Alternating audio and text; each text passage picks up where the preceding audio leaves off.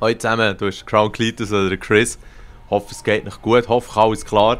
Gestern ist ja endlich das Diablo 3 Ultimate Evil Edition rausgekommen für Xbox One und PS4 sicher. Eventuell auch Xbox 360. Nein, ich glaube es nicht. Und PS3 auch nicht, he? Gut. Auf jeden Fall... Shit, das gibt's ja nicht. Aha, ja, jetzt ist gut. Also, auf jeden Fall für die neue Konsole ist es rausgekommen, das Game. Und ich bin ja ziemlich angefressen vom Diablo. Das wisst ihr ja vielleicht, he? Auf dem PC schon ein paar Stunden gespielt. Und dann ja auch auf der PS3.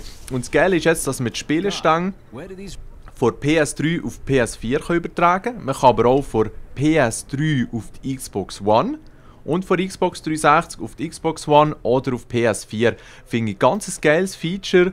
Und da erinnere ich mich eben gerade ein bisschen zurück an die Zeit, wo ich jetzt Assassin's Creed Black Flag ja am Anfang an können transferieren von PS3 auf PS4 gegen wenig Geld. Aber dort hat man ja den Spielerstand nicht übernehmen, was ich ein bisschen schade habe gefunden. Das ermöglicht sie jetzt hier, dank Blizzard. Das ist ganz geil. Und so kann ich all meine Charakter, all meine Gegenstände, alles zusammen schön übernehmen und hier weiterspielen. Ich habe natürlich mit dem Crusader, mit dem Kreuzritter angefangen. Das ist ja eigentlich der neue vom Reaper of Souls Add-on. Und wenn ich ganz ehrlich bin, Charakter, die im Nahkampf primär fighten, finde ich auf der Konsole fast cooler.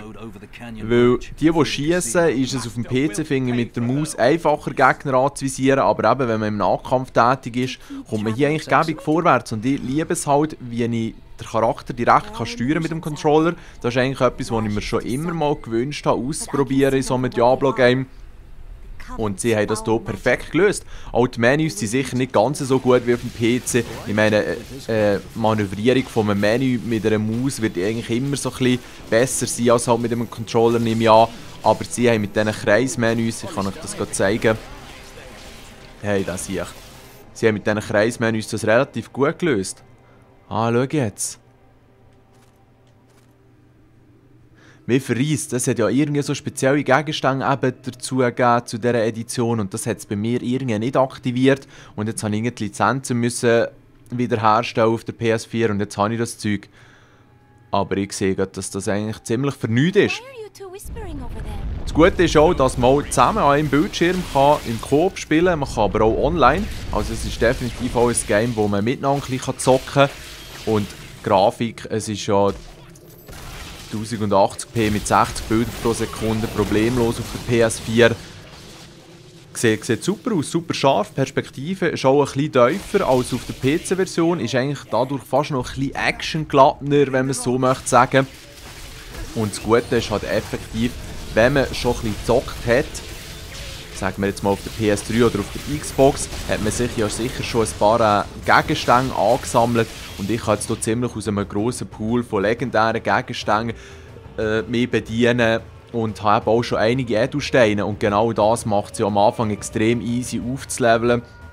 Nur schnell zum zeigen, ich habe momentan eine Bonuserfahrung von ja, fast 360% und das erreiche ich natürlich einerseits durch Rubin im Kopfstück drinnen und dann habe ich hier vom Kain seine Kleider an, das gibt mir auch noch einmal zusätzlich 33%.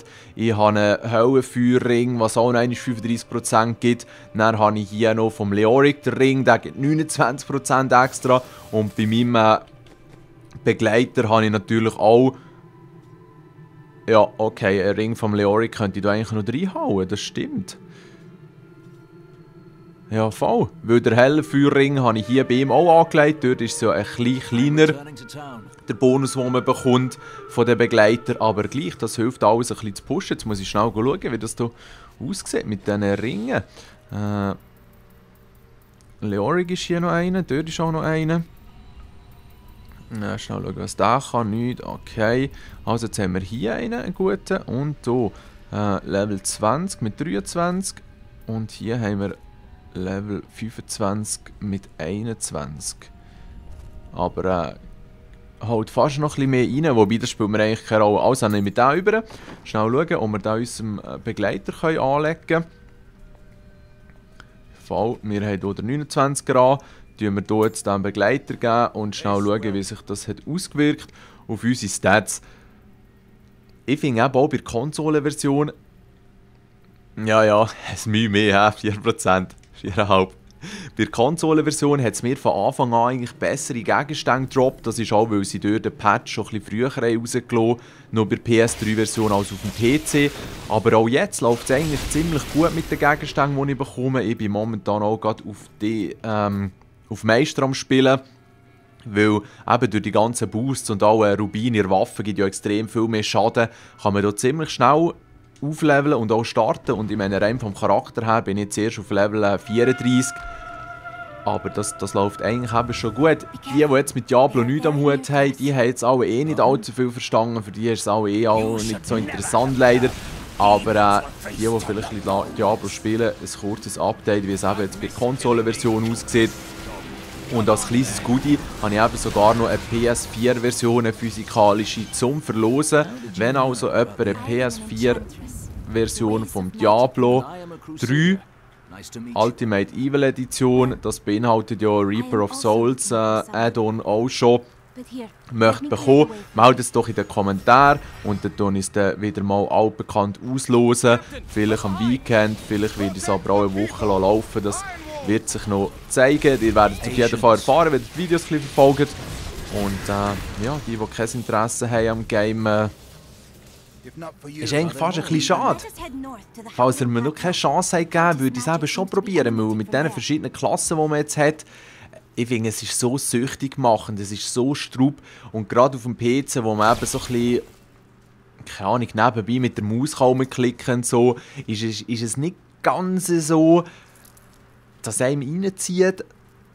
Ja, und auf der Konsole, weil man den Charakter eben direkt steuern kann, wie erwähnt, ist man mittendrin.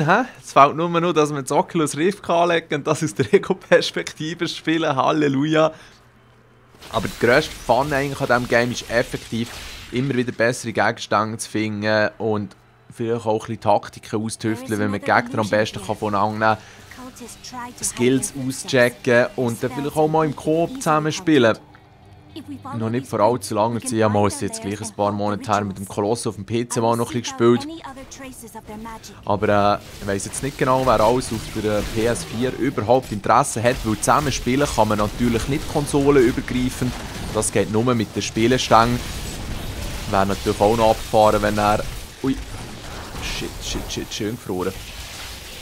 Wenn er Xbox und Playstation Leute zusammenspielen könnten. Aber ja, vergiss das wäre viel zu komplex und das will die Hersteller natürlich nicht. Man soll ja schön einfach jeweilig die Konsolen kaufen und die Leute so ein bisschen unterstützen. Ja, sonst gibt es eigentlich nicht viel zu sagen. Das Game ist wirklich top in meinen Augen, vor allem mit den ganzen Verbesserungen, die sie jetzt konstant gemacht haben. Es wird auch einmal nicht mehr so schnell langweilig.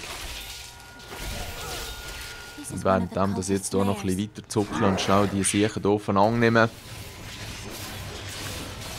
kann ich euch noch wärmstens empfehlen, so wie ich am Anfang gemacht habe, am besten die Effektlautstärke ziemlich zurückdrehen, weil es ist unglaublich laut, finde ich, in den Standardeinstellungen. So die Standardschläge der Charakter, die bretschen anders rein. Das ist schon fast ein bisschen mühsam. Und rein von dem her, die Effekte könnt ihr gut zurückdrehen, gegebenenfalls. Ja, ich würde sagen, das reicht fürs Erste. Wenn ihr gerne ein bisschen mehr noch seht, kann ich das auf jeden Fall zeigen. Aber weil ich zwischendurch vielleicht noch etwas vom Oculus zeigen, sicher Wolfenstein weiterspielen, ist es nicht unbedingt so realistisch, dass ich noch mal gross etwas zeigen kann. Yeah, nur schnell das Legendäres. Geschwind noch gucken, was das ist. Sieht gut aus, würde ich sagen. Ja, es geht immerhin ein bisschen mehr Schaden. Ja, aber sonst eigentlich nicht so toll, hä? Nein, ich behalte, glaube ich, den Carnage. Der gibt mir sogar noch ein bisschen Erfahrungspunkte, extra Gold, ein bisschen zusätzliches Leben. Yeah. Ich wünsche euch einen schönen Tag und macht's gut. Ciao zusammen.